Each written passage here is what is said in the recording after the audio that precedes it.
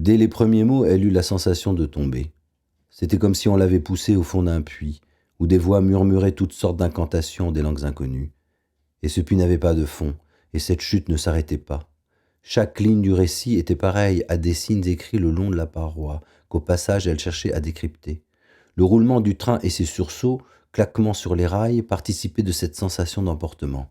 Personnages hauts en couleur, enchaînement d'événements, tension du récit qui donnait au cœur un battement plus puissant, vous faisait vous agripper au bord des pages.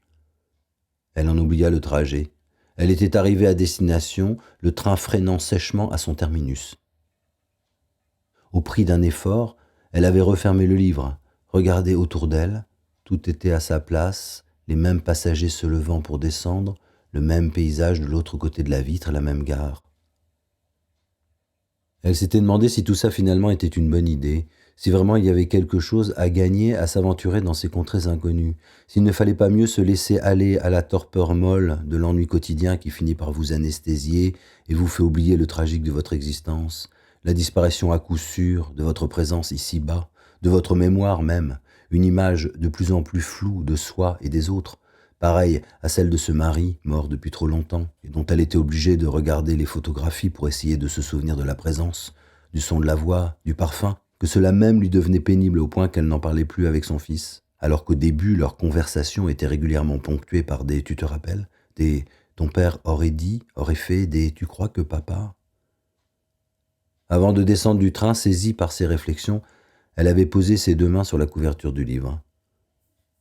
Non, c'était une bonne idée, une très bonne idée même. L'histoire n'était pas finie, sa vie n'était pas finie. Il était temps d'aller au-delà de l'ennui. Elle voulait vraiment connaître la suite, aller jusqu'à son dénouement. Elle avait donc attendu tout le jour le voyage de retour pour reprendre sa lecture.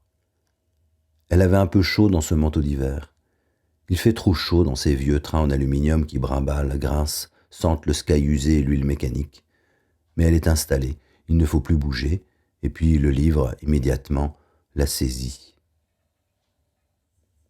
Ce n'est pas facile de savoir ce qu'il se passe réellement quand tout va trop vite, quand on est emporté par les événements et qu'on va mourir. On n'a peut-être que le temps d'une pensée instantanée précédant l'anéantissement, une pensée pleine d'effroi, d'incompréhension, de tout ce qu'on laisse, et surtout pleine de soi qui se regarde une dernière fois avant de disparaître dans le fracas de l'acier, des essieux et le soulèvement des rails. Ce n'est pas facile de savoir. Cela doit aller trop vite, cette sensation du mouvement brutal soudain qui vous balance contre la vitre du wagon, contre laquelle vous manquez de vous cogner la tête une première fois, mais qu'à la deuxième, vous êtes presque assommé par le choc et la brûlure qui vous saisit dans tout le crâne et l'épaule et le côté, tellement surprise par l'éclatement ensuite de cette vitre et le vent froid de l'hiver qui se rue dans la voiture, bien que vous ayez gardé votre manteau.